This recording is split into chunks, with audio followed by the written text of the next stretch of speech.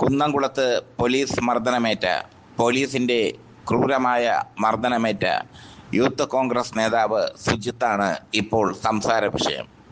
സുജിത്തിന്റെ കുടുംബത്തിന്റെ ബാധ്യത കോൺഗ്രസ് ഏറ്റെടുക്കുമെന്ന് പറഞ്ഞു.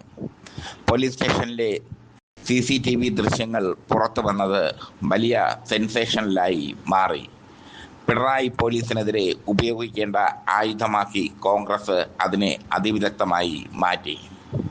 സംഭവം നടന്നത് 2023. ആരും ആ വിഷയത്തിൽ ഇടപെട്ടില്ല. സംഭവം അന്നത്തെ ചില ചാനലുകൾ വാർത്തയാക്കിയിരുന്നു.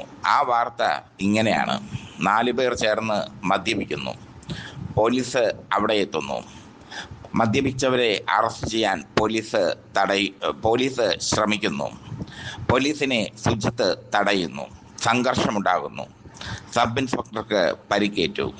ഇത് അന്ന് നടന്ന യഥാർത്ഥ സംഭവം.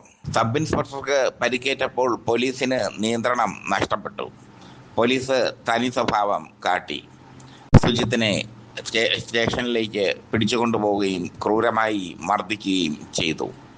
കോൺഗ്രസ് നേതാക്കൾ അന്ന് എന്തുകൊണ്ട് മൗനം പാലിച്ചു എന്ന ചോദ്യം ബാക്കി. ഇപ്പോൾ രാഹുൽ മാങ്കൂട്ടത്തിൽ വിഷയം കത്തി നിൽക്കുകയാണ്. രാഹുൽ മാങ്കൂട്ടത്തിൽ വിഷയത്തിൽ നിന്ന് സമൂഹത്തെ വ്യതിചലിപ്പിക്കാനായി സുജിത്ത് വിഷയം കോൺഗ്രസ് ഏറ്റെടുത്തു. പിണറായി പോലീസിന്റെ ക്രൂരത കോൺഗ്രസ് പുറത്തു കൊണ്ടുവന്നു. അതിനു പുറമെ പല ക്രൂരതകൾ ഇപ്പോൾ വന്നുകൊണ്ടിരിക്കുന്നു. മറ്റൊരു കാര്യം കൂടി ശ്രദ്ധേയമാണ്. പോലീസ് സുജിത്തിനെ അറസ്റ്റ് ചെയ്യുന്നതിന് മുമ്പ് സുജിത്തിനെതിരെ 11ഓളം കേസ് നിലവിലുണ്ട്. പലതും ഈ 11 കേസും പാർട്ടിയുമായി ബന്ധപ്പെട്ട കേസല്ല. സുജിത്ത് ഒരു സ്ഥിരം കുറ്റവാളിയാണെന്നുള്ളത് സാരം. ഇതിൽ വധശ്രമ കേസുകൾ തന്നെ ഉണ്ട് 3 എണ്ണം. ഇതൊക്കെയാണ് 20 വയസ്സുള്ള പ്രായം മുതൽ സുജിത്ത് ചെയ്തു കൂട്ടിയ കോപ്രായങ്ങൾ. അതായത് സുജിത്ത് അവിടുത്തെ ഒരു സ്ഥിരം കുറ്റവാളിയാണ്. അത് പോലീസിന് അറിയാം.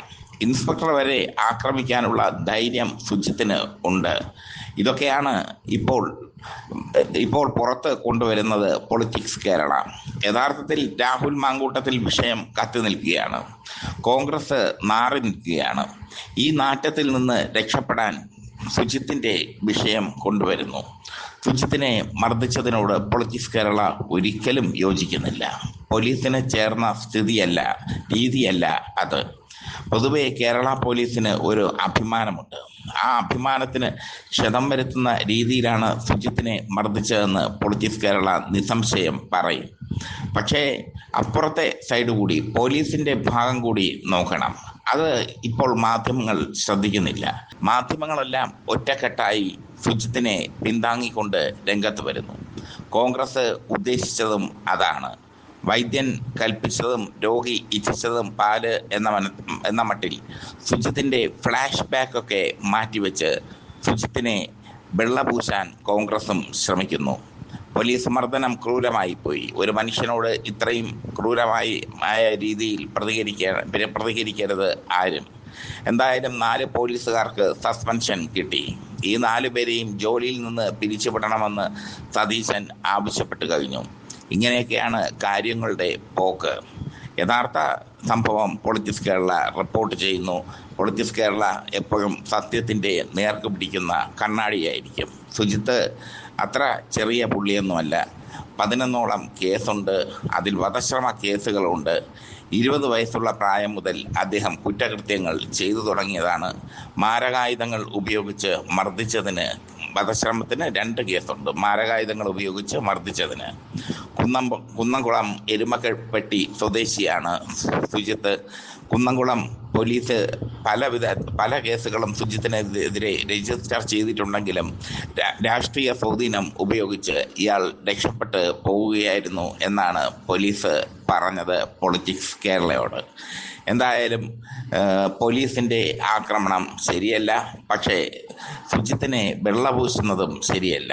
കാക്കിയിട്ട ഒരുത്തൻ്റെ ദേഹത്ത് തൊട്ട് കഴിഞ്ഞാൽ പോലീസുകാർക്ക് ഒരു വികാരം ഉണ്ടാകും. അവർ തിരിച്ചടിക്കും. അതിൻ്റെ സ്വാഭാവികമായ പ്രതികരണം മാത്രമാണ് സുജിത്തിന് മേൽ ഉണ്ടായത്. സുജിത്തിനെ പോലീസ് തല്ലിച്ചതച്ചതിന് കാരണം അവരുടെ സബ് ഇൻസ്പെക്ടർ മേലുദ്യോഗസ്ഥനെ മർദ്ദിച്ചതാണ്. ആ മർദ്ദനത്തിൽ മേലുദ്യോഗസ്ഥന് പരിക്കേറ്റിരുന്നു. ആ സംഭവമാണ് സുജിത്തിനെ മർദ്ദിക്കാൻ പോലീസിനെ പ്രേരിപ്പിച്ചതും സുജിത്തിന് കൊടും മർദ്ദനം ഏറ്റതും.